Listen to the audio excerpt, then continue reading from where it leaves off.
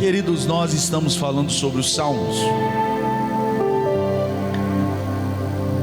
E os Salmos é um livro lindo e desafiador. E tem uma pergunta que é fundamental, que orienta todas as nossas pregações: é por que devemos estudar os Salmos? E a minha resposta, porque hoje eu vou pregar o Salmo de número 3, é porque os Salmos nos orientam como vencer o sofrimento.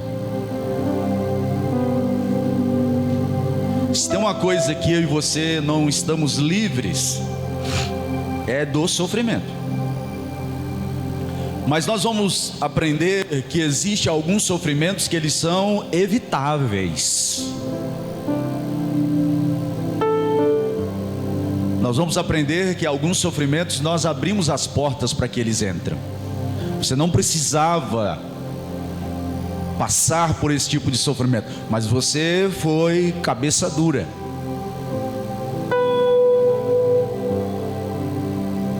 Você não teve revelação de Deus e entrou pelo caminho que não precisava entrar, e provou do fel do pecado, porque o pecado ele é doce na boca, mas ele é amargo no estômago, é amargo na alma.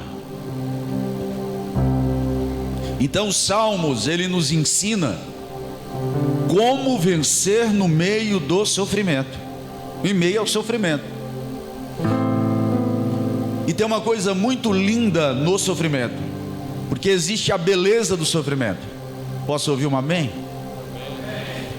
Foi fraco. Qual é a beleza do sofrimento? É que quando tudo parece dar errado, Maria, acontece coisas boas que não teriam acontecido se tudo tivesse dado certo. Porque nós temos um Pai que cuida de nós, irmãos, que transforma sofrimentos em cicatrizes de vitória. Então eu estou com 45, vou fazer 46 anos agora no final do ano.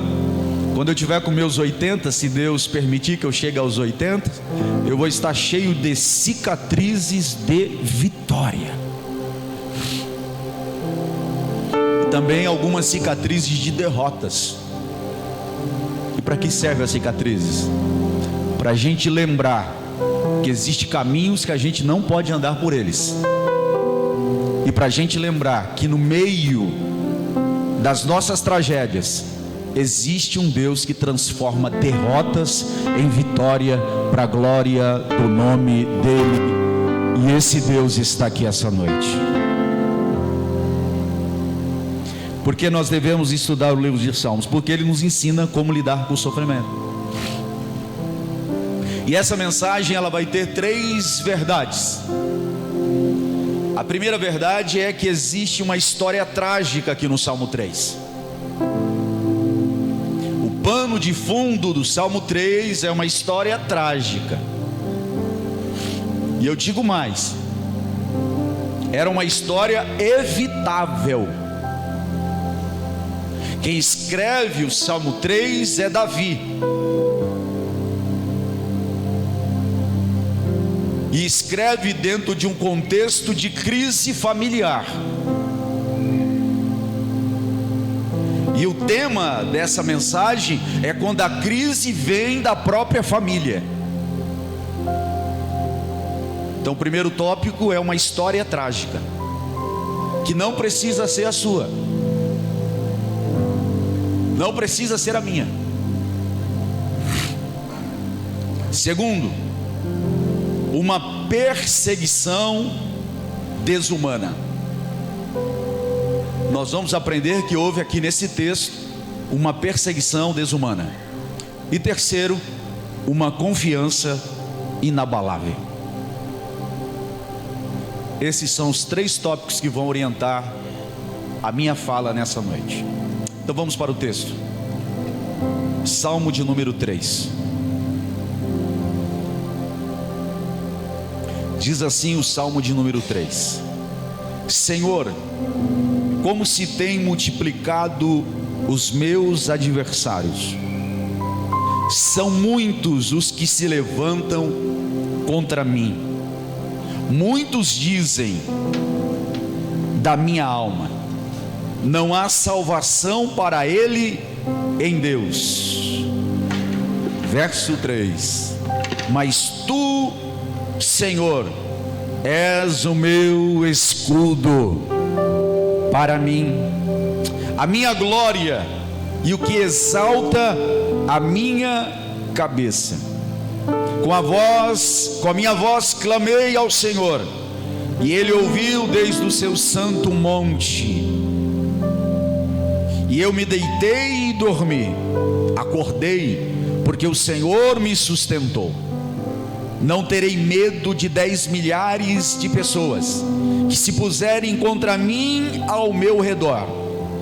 Levanta-te, Senhor, salva-me, Deus meu, pois feristes a todos os meus inimigos nos queixos, quebrastes os dentes aos ímpios. E você diz amém. Qual é a primeira verdade desse texto? Uma história trágica. E por que uma história trágica? Porque um rei que deveria ter ido para a batalha resolveu ficar em casa enquanto seus soldados combatiam a batalha. E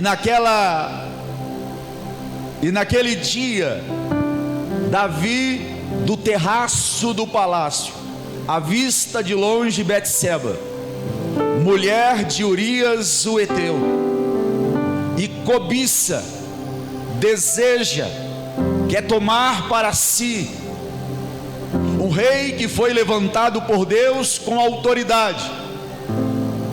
Esquece da autoridade que ele representava, esquece quem colocou ele naquele lugar. Não foi a sua competência e habilidades pessoais, mas foi o bondoso Deus. E escolhe adulterar, quebrar a aliança com Deus. E o pior, age de maneira inconsequente, age, não confessa para ninguém, é denunciado pelo profeta Natã. Deus precisa levantar o profeta e confrontá-lo, porque ele não confessa, esconde.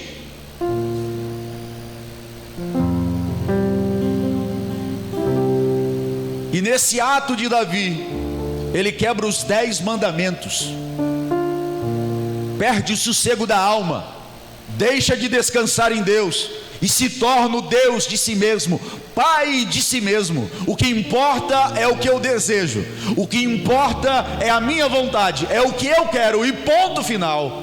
É o impulso por poder. É uma história trágica. Por quê?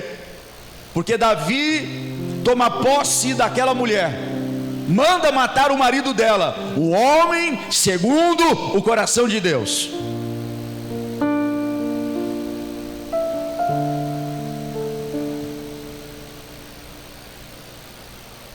Manda matar Urias o Heteu. Consequência, Deus levanta o profeta Natã e diz para ele: olha, por causa da tua atitude, a espada nunca mais deixará a tua casa. E está vendo a mulher que você adulterou com ela? Há uma criança no ventre, ela morrerá. Só que a história de Davi não para aí. Davi tem 7 mulheres, 10 concubinas, e ele tem filhos com essas 7 mulheres. E se cumpre de maneira categórica aquela frase que já falamos aqui algumas vezes: os pecados dos meus filhos são filhos dos meus pecados. Os filhos aprendem com Davi como transgredir contra Deus.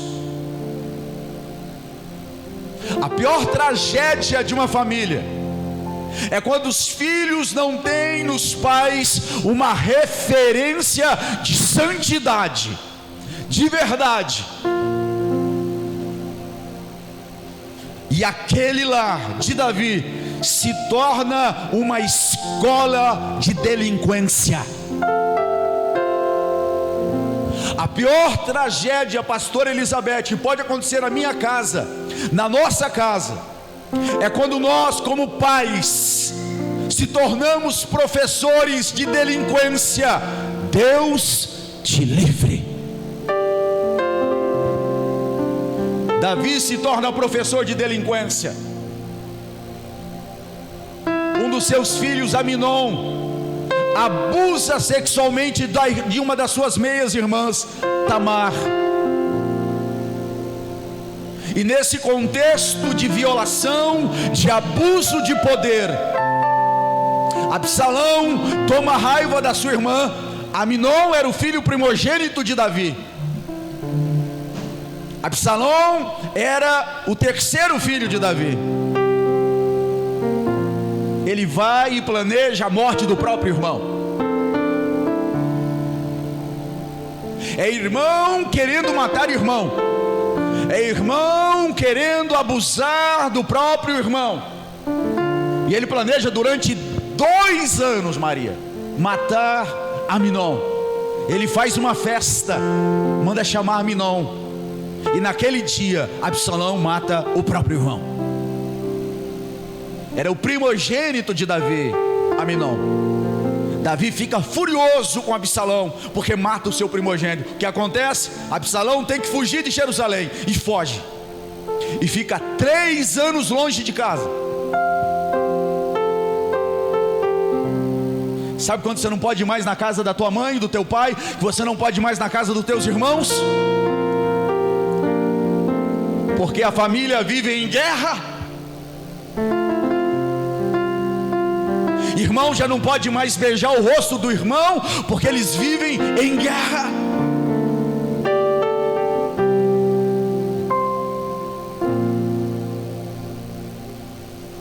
Davi, depois de 3 anos, o seu coração amolece. Por isso ele é segundo o coração de Deus. E ele comenta com Joabe, que sente saudade de Absalão. Joabe convence Davi a trazer Absalão de volta para Jerusalém, seu filho. E ele traz. Só que Davi diz o seguinte: eu não quero recebê-lo no palácio. Ele fique lá e eu aqui. Sabe, tem gente que é assim. Perdoa com condição. Perdoa mais.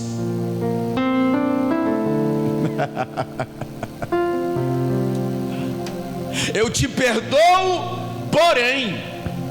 Não é perdão, irmão.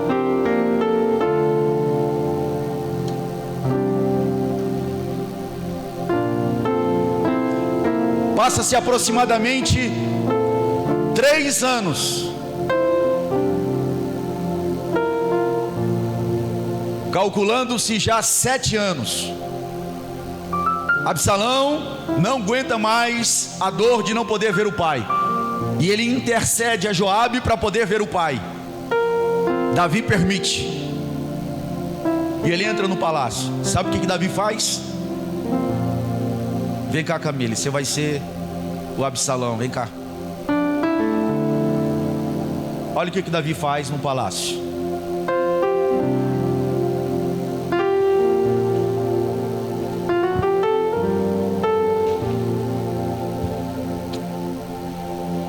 E o despede. E não diz uma só palavra. Sabe o que aconteceu? Absalão sai dali furioso com seu pai, porque ele queria ter um momento de conversa, de diálogo.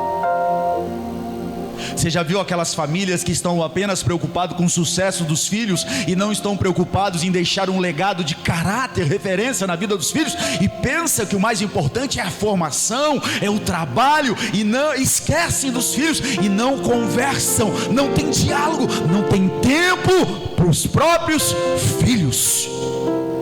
Eu lembro daquele garoto que um dia ele chega no pai e diz: pai, eu quero emprestado 10 reais. Ou melhor, ele perguntou para o pai: quanto que o senhor ganha por hora? O pai disse: eu ganho 100 reais por hora. O senhor me empresta 100 reais? Para que você quer 100 reais? Porque eu quero comprar 1 hora do seu tempo.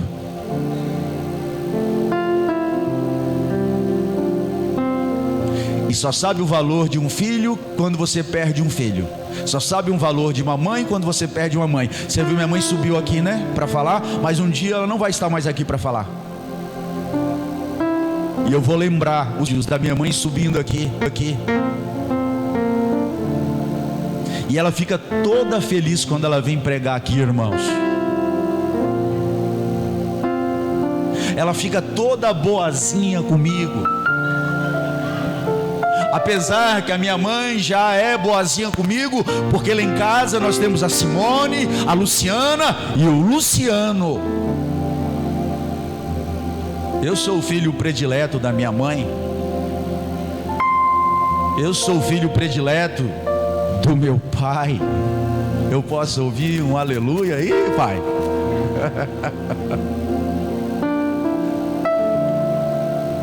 Então valoriza a tua família, irmão. Existem tragédias que são evitáveis.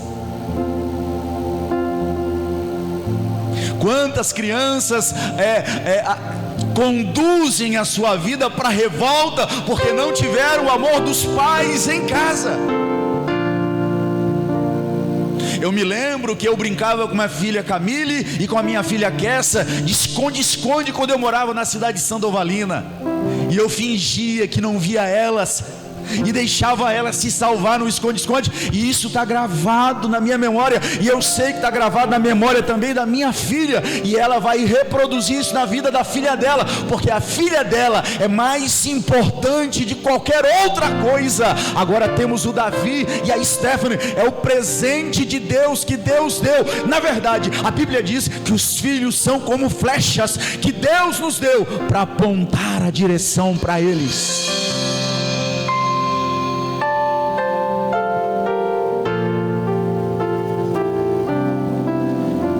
Absalão sai furioso da presença do pai dele. E sabe o que Absalão vai fazer a partir dali? Vai conspirar contra Davi, para tirar Davi do trono. E ele começa a conspirar com o povo, dizendo: a injustiça no meio de nós, não há quem julgue com justiça a nossa causa. Quem dera fosse eu o rei. E ele começa a dizer isso para todos os lugares. E acontece que quando nós ouvimos alguma coisa desse caráter,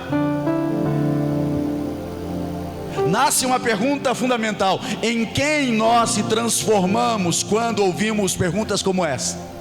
A injustiça, de que lado você fica? Dos acusadores, dos perseguidores, ou daqueles que são moderadores?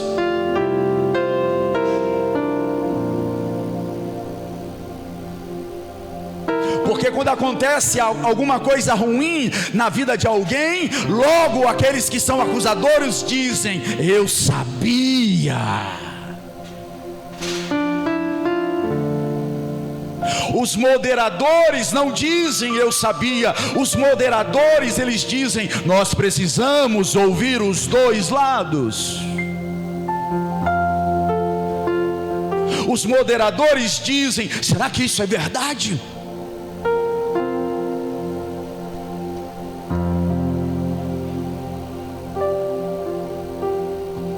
E é nesse contexto que a tragédia acontece na vida e na casa de Davi.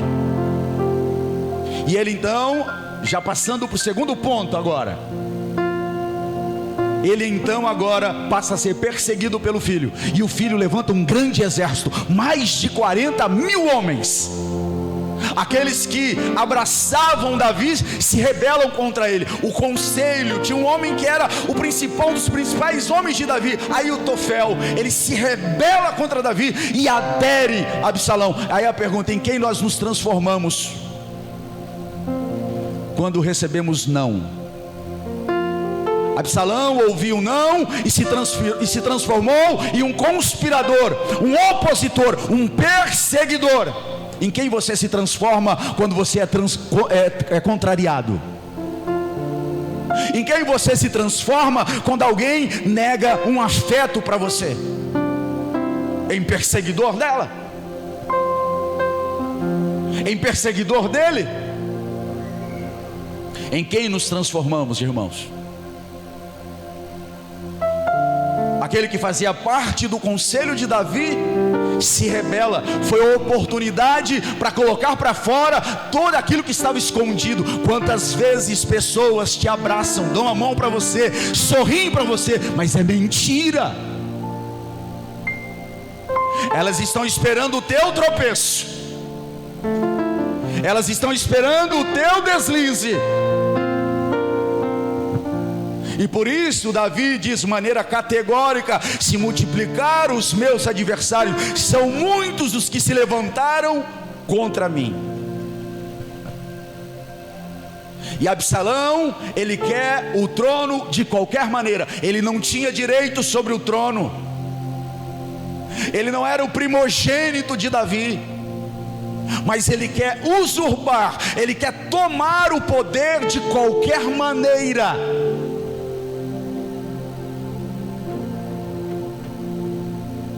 Quando o sucesso, a relevância na nossa vida custa outras vidas, não é sucesso que você teve, mas o absoluto fracasso. Ter sucesso passando por cima de pessoas, humilhando pessoas, simplesmente para ocupar cargos altos, obter coisas, não é um sucesso que revela o caráter do discípulo de Jesus. Não adianta ter eficiência se você for desumano.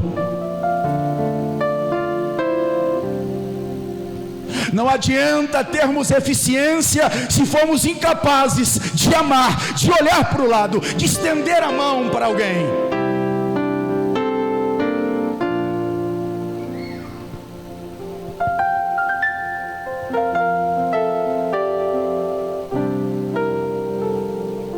Ele é perseguido pelo filho.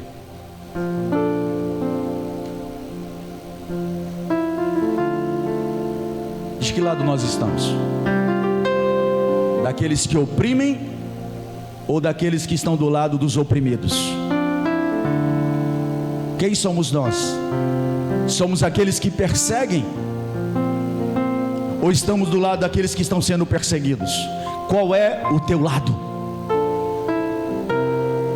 Quando acontece alguma coisa, qual é o teu lado?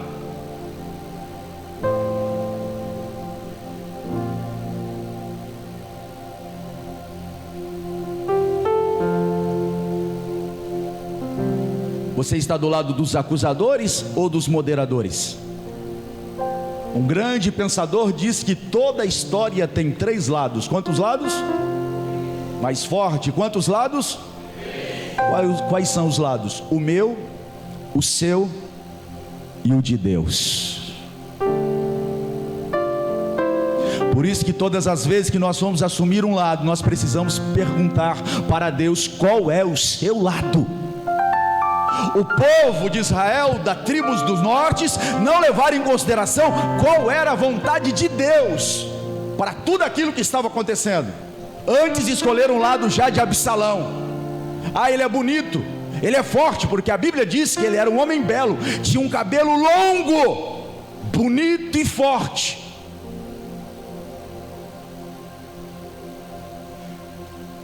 Logo, a beleza de Absalão foi suficiente para seduzi-los.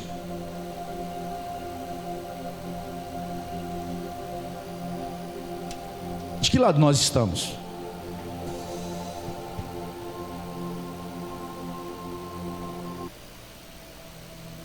Agora, qual é a nossa perspectiva? A nossa perspectiva é o poder a qualquer custo? Porque se a perspectiva do mundo é o poder a qualquer custo, nós temos que ter uma outra perspectiva, deve ser a perspectiva do fracasso. Quem ficou do lado de Davi, todo mundo dizia: eles são fracassados. Está do lado daquele que foge. Davi fugiu, vai ficar no deserto, é amaldiçoado no meio do caminho. Na perspectiva daqueles que estavam com Absalão, Davi é um fracasso. E Absalão é o relevante. Por isso é importante nós perguntarmos para Deus: qual é o teu lado?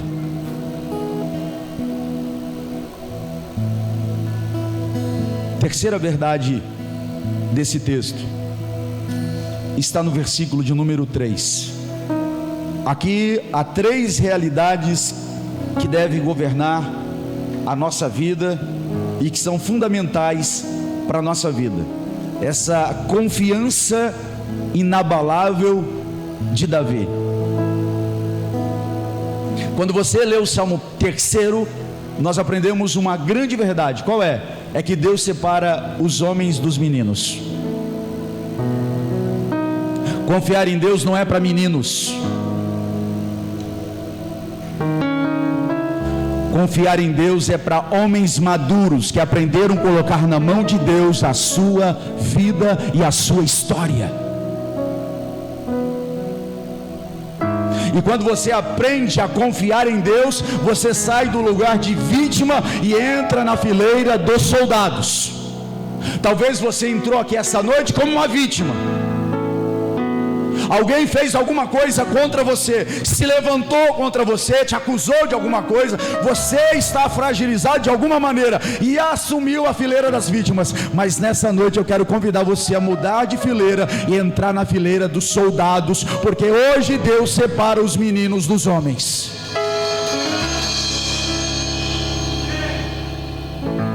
Hoje Deus separa os reclamões, os murmuradores, e coloca na fileira dos adoradores. Davi foi um grande guerreiro, venceu grandes exércitos.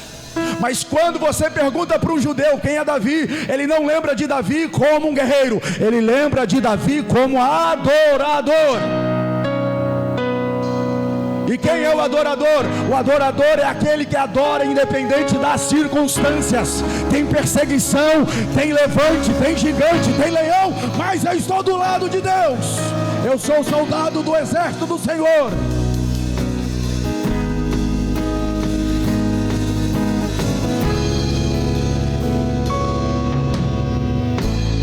Eu me rasgo por inteiro, faço tudo, mas vem novamente. Eu mergulho na birra ardente, mas peço que tua presença aumente.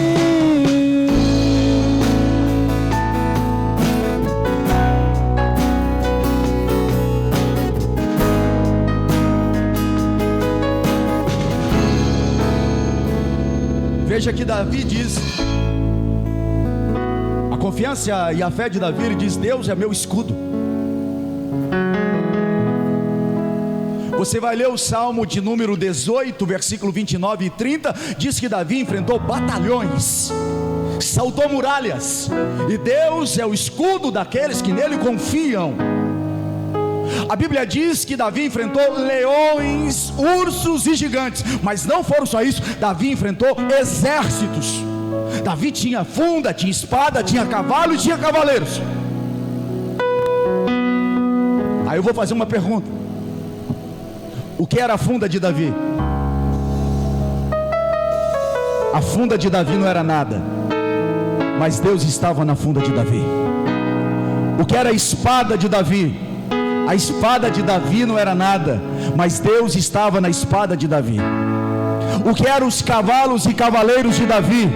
Os cavalos e cavaleiros de Davi não era nada, mas Deus estava nos cavalos e cavaleiros de Davi. E eu pergunto para você: quem era Davi? Davi não era nada, mas Deus estava na vida de Davi. E eu tenho uma pergunta mais importante: quem somos nós? Nós não somos nada, irmãos, mas Deus é o nosso escudo.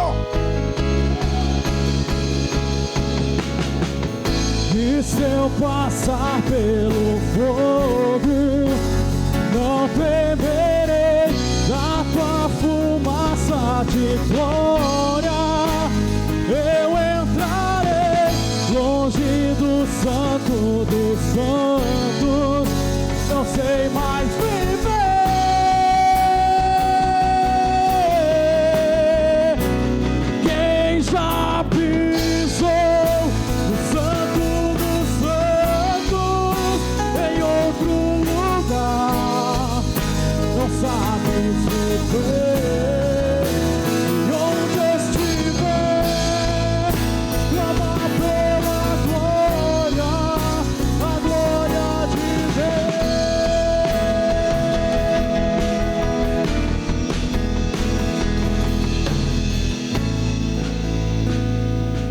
Aí fica claro para nós o Salmo 91, verso 7: 1000 cairão ao teu lado, 10.000 à tua direita, mas você não será atingido. Porque Deus é o meu escudo, porque Deus é o seu escudo.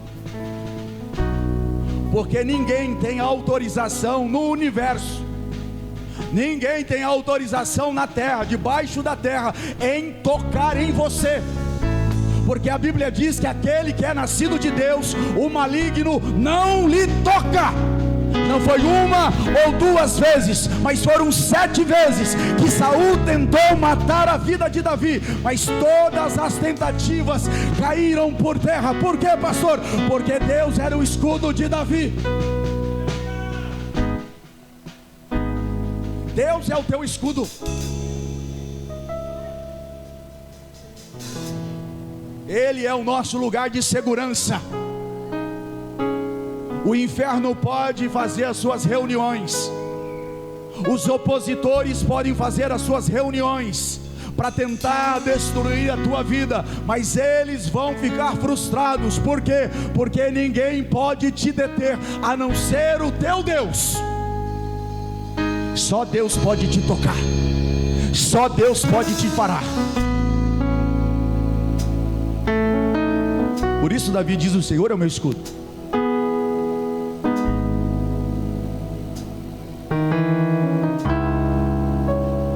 Só que Davi não diz que Deus é apenas o seu escudo.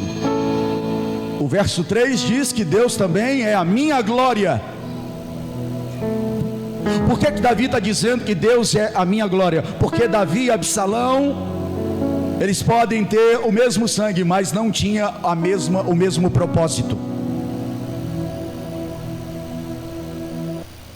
Eles poderiam ser até parecidos, mas havia algo em Davi e em Absalão que era absolutamente distintos. Por exemplo, Absalão amava o trono, Davi amava Deus.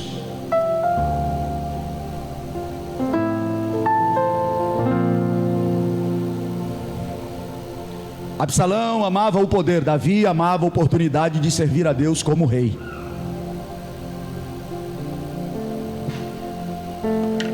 Absalão amava a coroa.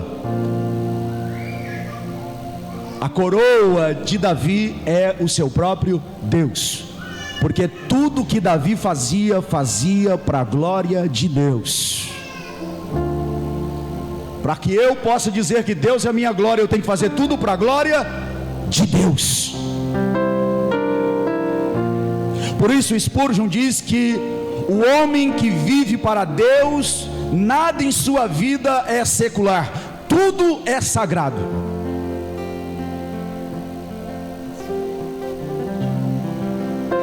Tudo é sagrado. Por isso que quando eu chego na escola para dar aula, a primeira coisa que eu digo: eu sou pastor. E por que eu digo que primeiro eu sou pastor? Porque primeiro vem a minha vocação, depois a minha profissão. Primeiro vem o meu chamado, depois o meu trabalho. Primeiro vem o compromisso que eu tenho de ser um missionário de Deus, porque se eu não for um missionário de Deus, eu sou um impostor. Deus nos coloca nos lugares para dar glória ao nome dele. Nunca se tratou de você, sim da obra que ele queria fazer naquele lugar. Por isso Davi diz: Deus é a minha glória.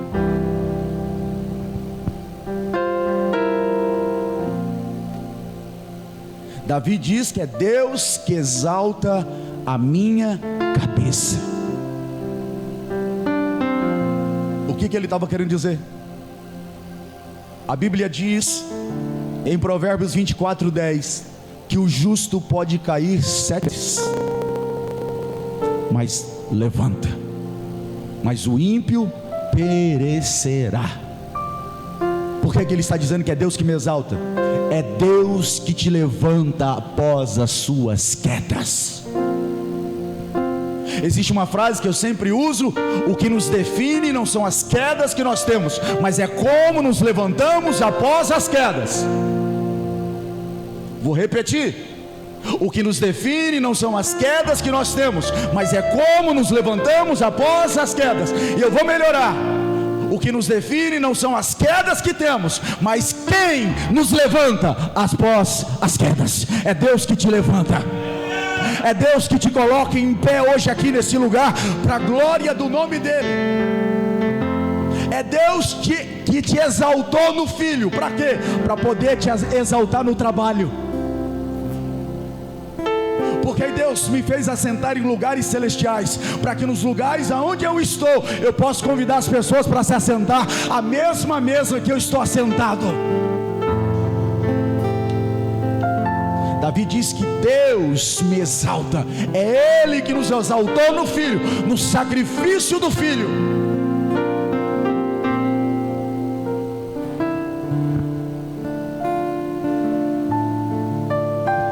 Por isso que não se trata do Luciano, se trata de Jesus Cristo de Nazaré. É Ele colocando você lá. E essa semana Deus pode abrir para você uma porta de trabalho, e essa porta de trabalho tem como propósito você revelar a bondade, a misericórdia, a graça de Deus naquele lugar.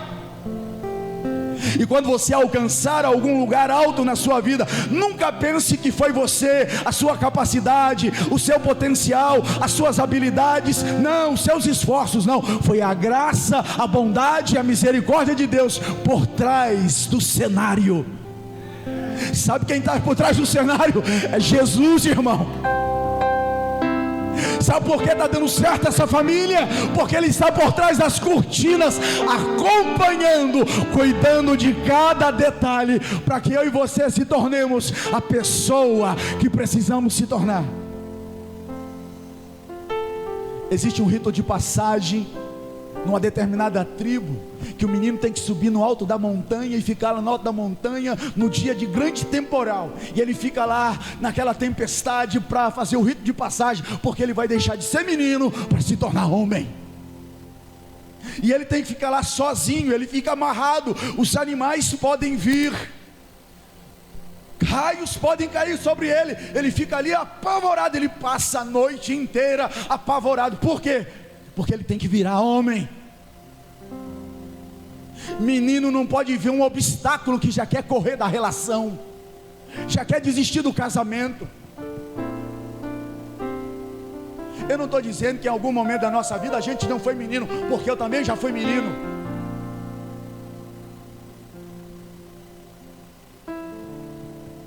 Mas chegou a hora de fazer o rito de passagem, de virar homem. Homem não foge das responsabilidades, dos compromissos que ele tem com Deus. Homem não desiste da família. As pessoas podem desistir de você, mas você não desiste de ninguém. Você vai lutar com todas as suas forças. E ele passa a noite inteira lá. Aí pela manhã ele desce todo feliz. Passei pelo rito de passagem, agora eu posso me assentar na mesa dos homens. Oh glória! Só que ele não sabe que o pai dele passa a noite inteira escondido, guardando ele dos inimigos que podem vir ali tentar ceifar a vida dele. Deixa eu dizer uma coisa para você: atrás da cortina da tua vida existe um Deus que fez céus e terra. Por isso que você tentou desistir tantas vezes, mas não conseguiu. Por isso que você tentou fracassar tantas vezes, mas não conseguiu. Não foi efetivo no seu fracasso, porque existe um Deus que está por trás das cortinas, sustentando, exaltando a tua família. Por quê, pastor? Para que você abençoe e outras famílias.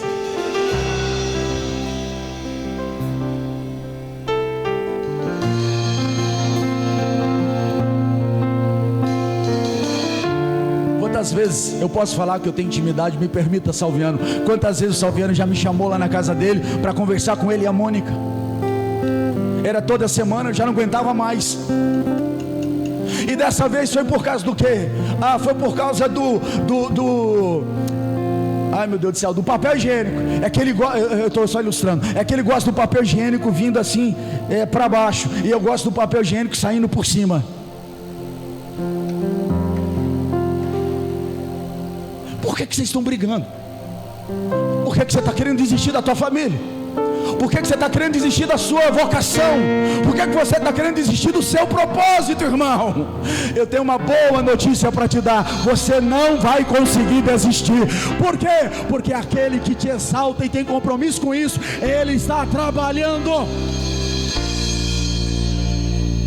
Você sabe por que eu estou dando certo?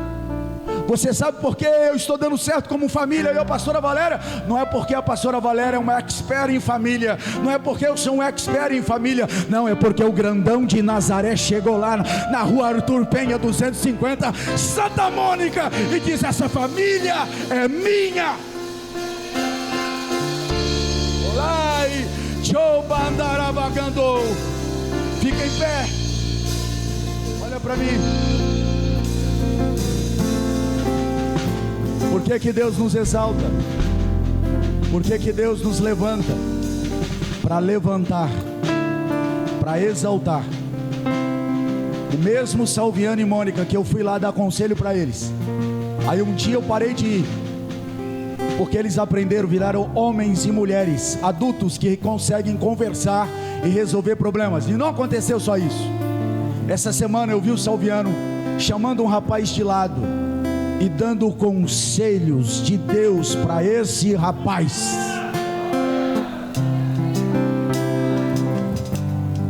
Porque nós precisamos passar pela escola da vida.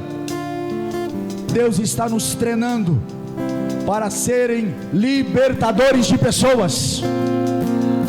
Por isso você está passando por essa luta. Você não vai ficar nela, irmão. Vai chegar um tempo que você vai rir disso. Por quê? Porque você virou homem, saiu da escola dos meninos e entrou na escola dos homens. E homens agora são libertadores. E hoje você está precisando ser libertado, mas amanhã, para a glória de Deus, você vai se tornar libertador também. Por quê, pastor? Porque a gente não está brincando aqui de ser crente. Nós estamos pregando a palavra que liberta, a palavra que gera homens e mulheres que acertam o alvo, que cumprem o propósito. Eu espero estar com 80 anos, a pastora Valéria com 70, 71 para ser mais assim. Eu sou só 9 anos e algumas coisas. Ela velhinha. Talvez não vou estar mais pregando aqui, porque Deus vai levantar alguém para pregar. Vou estar sentado do lado dela. A gente velhinho, cheio de rugas, que são as cicatrizes do tempo, que nos marcou, nos moldou e nos aperfeiçoou para ser um casal para a glória de Deus. Essa é a maior glória. É a tua mulher poder olhar para você, o teu marido poder olhar para você e dizer: você é um homem de Deus, você é uma mulher de Deus, apesar de quem você foi. Isso é maturidade, irmão. Porque quem admira só olhando para os seus acertos, ele só te admira. Mas quem te admira olhando para as suas virtudes também, ele te respeita, ela te respeita. Não adianta admirar alguém, porque nós admiramos de longe. Respeito é algo que acontece de perto, todos os dias. É aquela mulher que, apesar dos seus erros, continua sendo suporte para você, homem. É aquele homem que, apesar dos teus erros, continua sendo suporte para você, te carregando no colo às vezes, te carregando na oração dela, te carregando na oração dele, mas carregando para a glória de Deus. É esse tipo de gente que Deus quer levantar aqui. É esse tipo de homem que Deus quer levantar aqui.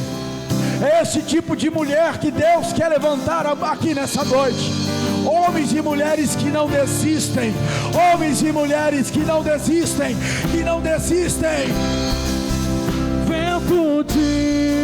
poder, sopra em meu viver, faz teu querer, faz teu querer em mim, como um vendaval sobrenatural, faz teu querer, faz teu querer em mim.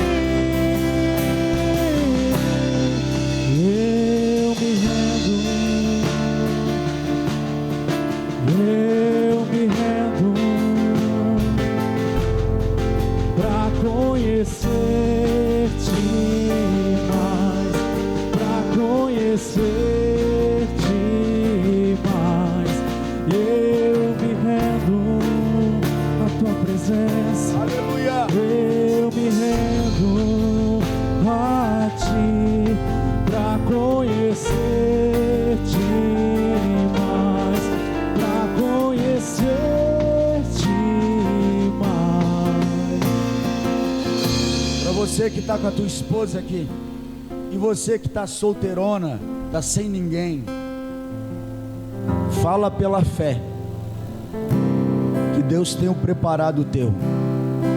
Mas para você que está aqui com a tua esposa, diga para ela, diga para ele: eu dei trabalho, mas no final vai valer a pena.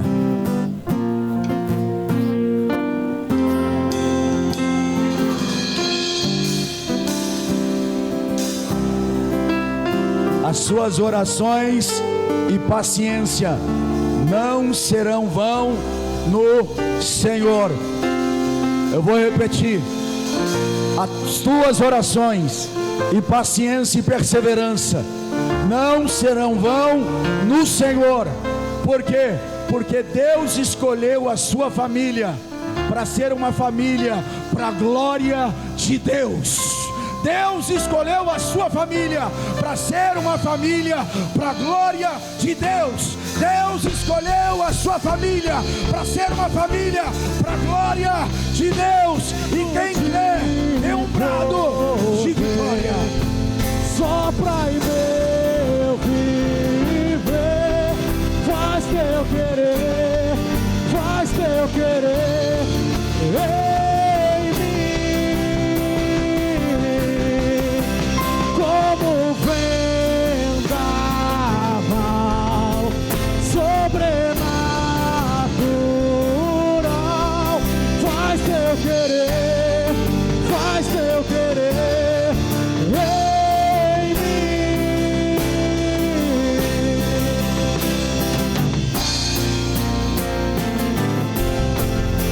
Aleluia.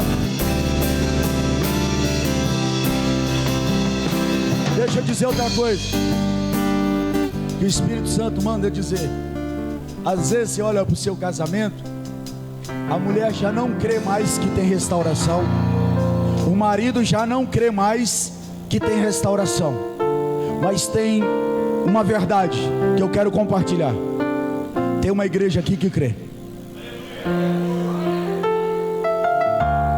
tem uma família aqui que crê por você, tem pessoas aqui que creem por você, que vão lutar por você, que vão orar por você, que vão aconselhar você, e se precisar vai baixar a tua calça e dar umas 10 sentadas,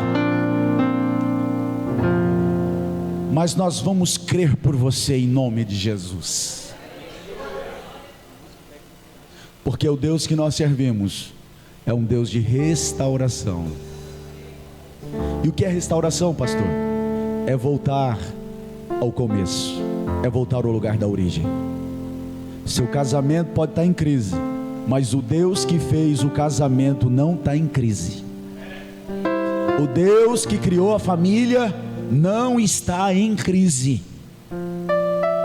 Ah, pastor, eu estou em crise, mas o nosso Pai que criou a família, Ele não está em crise. Por isso que Ele está sustentando a tua casa e vai sustentar até o final. Pai, nós te louvamos, te engrandecemos pelo privilégio de sermos ministrados pela tua palavra, e que a tua palavra possa fortalecer as pernas, os ombros desse homem e dessa mulher, para que eles possam caminhar mais uma milha, para que eles possam caminhar mais uma jornada de sábado, para que possam encontrar no Senhor o seu descanso.